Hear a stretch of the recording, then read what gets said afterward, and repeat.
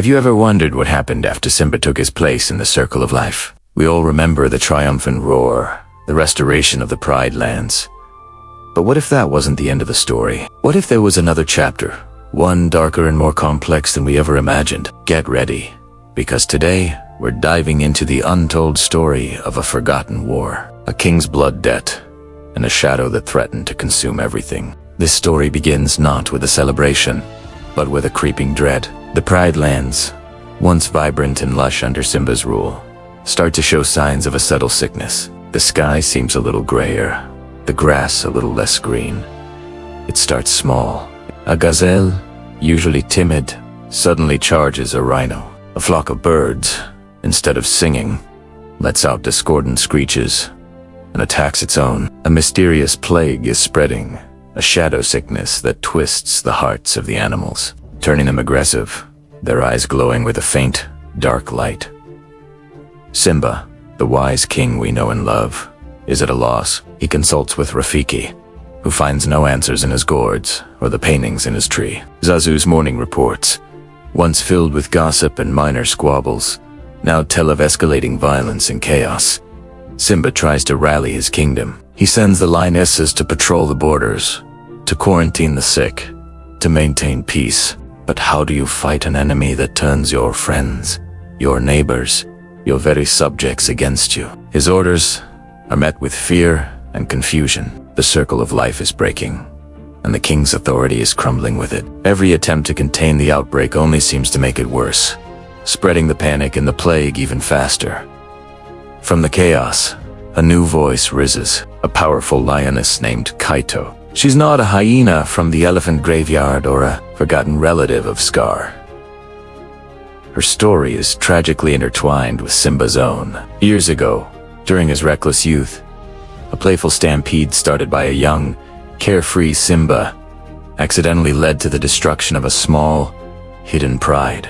Kato was the sole survivor, a cub who watched her family vanish because of a prince's carelessness. She has spent her life in the shadows, nursing a deep-seated grudge, believing Simba's reign is built on a foundation of unatoned sins. Now, she emerges, her voice dripping with righteous fury. She points to the spreading plague, the shadow sickness, and declares it is a curse, a consequence of Simba's past actions. This is his blood debt. She roars to the terrified and disgruntled animals. The land itself is rejecting him. She speaks to the fear in their hearts, offering a simple and alluring explanation for the inexplicable horror unfolding around them. She promises a new order, a world free from the failures of the old king. And the animals, desperate for answers and a leader, begin to listen. Lions, zebras, wildebeest, those who feel forgotten or failed by Simba's rule flock to her side, forming a rebel army. Kato, however, is not acting alone. Her rage has attracted a sinister power from the deepest parts of the Outlands, a shadowy figure known only as the Shadowman. This ancient entity feeds on despair and chaos, and it sees Kato's thirst for revenge as the perfect vessel. The Shadowmancer grants her power, not just of persuasion, but a dark magic that amplifies the plague. It teaches her how to control the shadow-touched animals, turning them into a disciplined, terrifying army. The Shadowmancer's true goal isn't just to unseat Simba, but to plunge the entire Pride Lands into an eternal, shadowy twilight it can rule. And so, the War of Shadows begins. This is not a battle against an outside invader. This is a civil war. Brother against brother, friend against friend. The Pride Lands become a massive battlefield. Simba's loyal forces, led by Nala and a now grizzled Kobu, find themselves fighting against their own kind. Imagine the horror of facing a childhood friend, their eyes now empty and glowing with dark energy, their only instinct to attack. The roars of battle are mixed with cries of heartbreak. The rivers run dark, and the shadow of Pride Rock grows longer each day. Every victory for Simba's forces feels like a loss, as they are forced to strike down creatures they swore to protect. The kingdom is tearing itself apart from the inside out. Simba is pushed to his absolute limit. He sees the faces of the animals. He fights and recognizes them. He sees the fear in his own pride's eyes. He sees his kingdom, the legacy of his father, turning to ash and shadow. In a desperate move, He seeks out Kato, not for a final battle, but for an answer. He confronts her on a desolate, lightning-scarred plain. The heart of the Shadow's corruption. It's here, surrounded by their warring armies, that the terrible truth is revealed. Estate-class Simba finally learns the full story of his youthful mistake and the loss that created Kato's hatred. But he also sees the dark energy flowing from her, an energy that is not her own. He realizes she is not the true source of the plague. She is a pawn, just like everyone else. The Shadowmancer finally reveals itself, a monstrous being of pure darkness, emerging from Kato's own shadow, ready to claim its prize. The true enemy was never Kato. It was the ancient evil manipulating her pain. The final battle is not just for a kingdom, but for its very soul. Simba, Nala, Kovu, and even a horrified Kato, who now understands she's been used, must fight together against the Shadowmancer.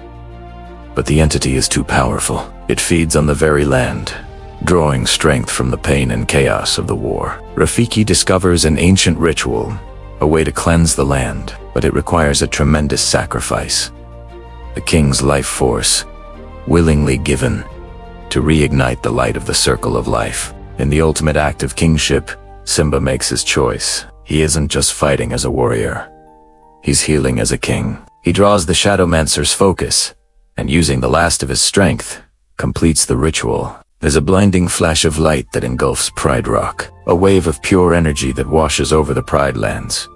The Shadowmancer shrieks and dissolves into nothingness. The shadow-touched animals collapse, then slowly awaken, their eyes clear once more. The plague is gone, but the victory is bittersweet. Simba survives, but he is forever changed. The sacrifice has cost him much of his strength, leaving him older, weaker, a visible scar of the war he endured. The Pride Lands are saved, but they're also scarred. The population is decimated.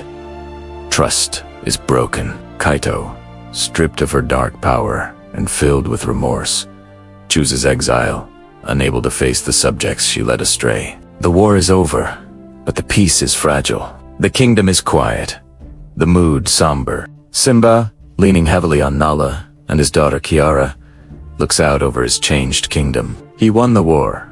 He saved his people, but he is no longer the same mighty king. He is a survivor, a symbol of the costs of peace and the heavy weight of the crown. The circle of life continues, but it now carries the memory and the scars of the War of Shadows. What do you think of this alternate chapter in Simba's story? Does it add a new layer of depth to his character? Let me know your thoughts in the comments below. Thanks so much for watching. And if you enjoyed this dive into the what-ifs of our favorite stories, make sure to like and subscribe for more. See you next time.